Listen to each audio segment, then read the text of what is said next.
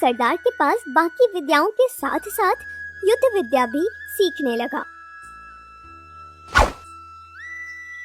मेरा ये तीर तो सही निशाने पर लग ही नहीं रहा है बिल्कुल। मैंने कितनी बार कोशिश की लेकिन हर बार निशाना चूक जाता है।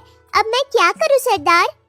विजय बेटा, तुम अभी भी बहुत छोटे हो। अभ्यास करते रहोगे तो जल्द ही लक्ष्य को भेद पाओगे तुम, ठीक है? आज मैं जब तक इस लक्ष्य को नहीं भेद लेता मैं अन्न ग्रहण नहीं करूंगा। आज मैं किसी हाल में निशाने को साध लूंगा। अरे देखो बेटा, जिद करना अच्छी बात नहीं है। वक्त आने पर सब कुछ हो जाएगा। आदिवासी के उस सरदार की मदद से विजय हर विद्या में निपुण होता गया। उसने कई कलाएं साध ली। समय का चक्र घूमा और विजय बड़ा हुआ और वो एक कुशल योद्धा बन गया। देखो, अब तुम दोनों बड़े हो चुके हो। अब तुम दोनों ने हर विद्या में पारंगत हासिल की है। तुम दोनों को आज यहाँ देखकर मुझे बहुत प्रसन्नता हो रही है। मेरे बाद अपने समाज का सरदार कौन बनेगा ये निर्णय लेने का समय अब बेटा आ चुका है। तो मेरा यही मानना है कि तुम दोनों में से जो भी सबसे निपुण होगा, कौशल होगा, समाज का सरदार तो वही बनेगा। बस यही समझना बाकी है कि तुम दोनों में से कौन निपुण है। इसके बाद राजन और विजय के बीच युद्ध कला की प्रतियोगिता कराई गई, जिसमें विजय ने बहुत ही अच्छा प्रदर्शन किया और जीत हासिल की। बहुत बढ़िया विजय, बहुत बढ़िया। जीत तुम्हारी हुई है। आज से मैं तुम्हें अपना वारिस चुनता हूँ। लेकिन पिताजी, आपका वारिस तो मैं हूँ। वैसे विजय तो हमारे संघ का सदस्य भी नहीं है।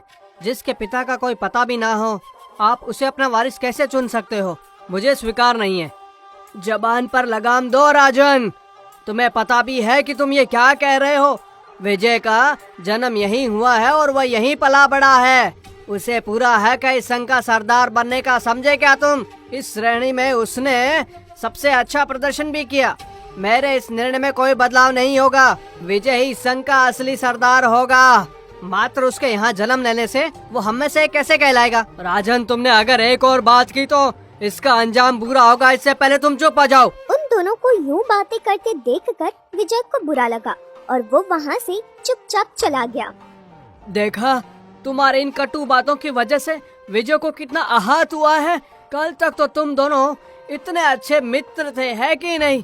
और आज तुमने विजय के खिलाफ इतना कुछ बोल दिया। अपनी इस गलती के लिए उससे जाकर माफी मांगो तुम। हाँ, मैंने गुस्से में न जाने क्या क्या कह दिया है। विजय मेरा सबसे अच्छा दोस्त है। मैंने उसे पता नहीं क्या क्या कह दिया है। वो तो हर विद्या में अच्छा और निपुण है। मुझसे गलती हो गई है। मैं अभी जाकर उससे माफी मांगता हूँ। इसके बाद राजन तुरंत विजय के घर चला गया। उस समय विजय अपनी माँ से कुछ सवाल कर रहा था। माँ, बताओ कि आखिर में मेरे पिता कौन हैं?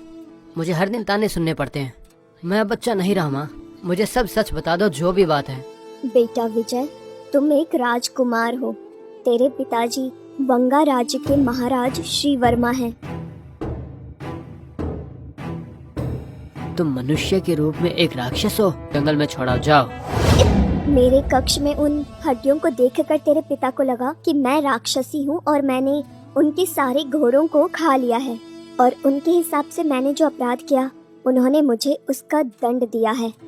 माँ, तुमने महारानी होते हुए भी इतने कष्टों को सहा है माँ। इतने वर्षों से तुमने मुझे क्यों नहीं बताया माँ? महाराज ने मुझे जंगल में छोड़ा ताकि मैं किसी जंगली जानवर का शिकार बन जाऊं। अगर उन्हें पता चला कि मैं अभी जीवित हूँ तो कहीं से तुम्हारे प्राण को कोई खतरा ना हो जाए बेटे। इसी वजह से मैंने ये बात तुमसे छिपाई थी। माई, मैंने सब कुछ सुन लिया है। उसके बारे में, विजय के बारे में मैंने हमेशा गलत कहा है। मुझे क्षमा कर दीजिए। मैं तो माफी के लायक नहीं हूँ, लेकिन विजय मुझे इसके लिए माफ कर दो। नहीं राजन, मैं अपनी माँ को इस पीड़ा से बाहर निकालना चाहता हूँ। इस संघ के सरदार तुम ही बनोगे। मैं कल ही राजधानी के लिए रवाना होता हूँ। आवेश में फैसला मत लो बेटा। इन सब से तुम्हारी जान को खतरा भी हो सकता है, समझो तुम। माँ, मैं सीधे जाकर महाराज को सच्चाई नहीं बताऊंगा। होशियारी से योजना बनाकर सब ठीक कर कर ही लौटूंगा मैं। माई, आप मना मत कीजिए। मुझे विजय की प्रतिभा पर पूर्ण विश्वास है। विजय, मुझे तुम पर पूरा विश्वास है कि तुम विजय होकर ही यहाँ लौटोगे। माँ का ध्यान रखने के लिए हम हैं यहाँ सब। तुम निश्चिंत होकर जाओ यहाँ से। इसके बाद विजय राजधानी के लिए निकल पड़ता है। ऐसे ही चलता रहा तो अपने राज्य में एक भी घोड़ा या हाथी नहीं बचेंगे। बिना सत्य जाने महारानी पर आरोप लगाकर बड़ी निर्ममता से उनकी आंखें नोचकर गर्भावस्था में जंगली जानवरों का आहार बनने के लिए छोड़ दिया। मेरा ये पाप मुझे माफ नहीं करेगा। ये सब जरूर उसी रानी का करा धरा होगा जी। उसे जीवित छोड़कर ही हमने बहुत बड़ी गलती कर दी। क्या पता, हो सकता है वही आधी रात को यहाँ आकर जानवरों को खा रही हो। उसे भला स्वाद जो लग गया है। तो क्या तुम्हें अब भी लगता कि ये सब रानी ने ही किया है? लेकिन तबेले में जाकर वो खुद घोड़ों को खा रही है, तो जिस घोड़े को हमने मंत्रित तलवार लगाकर छोड़ा है उसे किसी तरह का नुकसान क्यों नहीं पहुंचा रही है? वो तो महिमा से भरा दैविक घोड़ा है, उस तक पहुंचना आसान नहीं। वो किसी भी राक्षस की बस की बात नहीं महाराज, तभी उस घोड़े को हमने छोड़ दिया है। नहीं तो ऐसे ही घूमते घोड़े को वो खा जाती, ऐसे छोड़ती नहीं वो। सही कहा, उसको काबू करना मेरे बस में है ही नहीं, किसी के बस पे नहीं है वो। निसंदेह वो कोई महान घोड़ा ही होगा। तो अब मैं ऐसे वीर की प्रतीक्षा कर रहा हूँ जो जाकर उस पर काबू पा सके।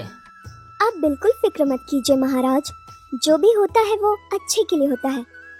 तुम कभी ये पता नहीं लगा पाओगे कि वो राक्षस मैं हूँ।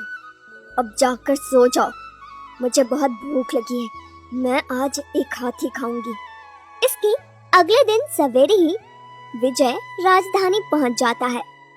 मैं बचपन से इस घोड़े को देख रहा हूँ, इसे काबू में लाना किसी के बस की बात नहीं है, समझा क्या तू? है हाँ सही कहा, इस घोड़े की सवारी करना किसी के लिए इतना आसान नहीं है। आप क्या कह रहे हैं, मैं कुछ समझा नहीं। इस घोड़े में ऐसा क्या विशेष है?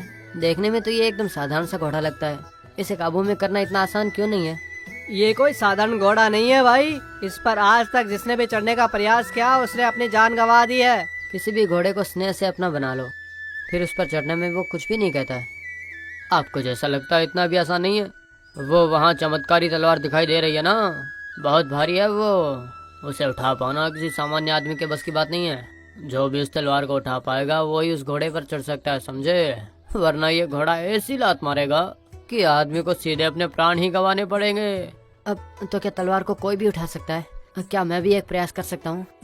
क्यों नहीं, ऐसे किसी महान वीर की ही तो हमारे महाराज प्रतीक्षा कर रहे हैं। इतना ही नहीं, जो कोई भी इस घोड़े पर काबू पा लेगा, महाराज उन्हें अपने दरबार में सम्मान के साथ पदवी देने के लिए सिद्ध हैं। मुझे महाराज तक पहुंचने के लिए उनके दरबार में नौकरी प्राप्त करनी होगी। अब मुझे घोड़े को काबू में करना होगा, जिससे ये मेरा काम आसान हो जाएगा। मैं उस तलवार को उठाने का प्रयास करता हूँ। अब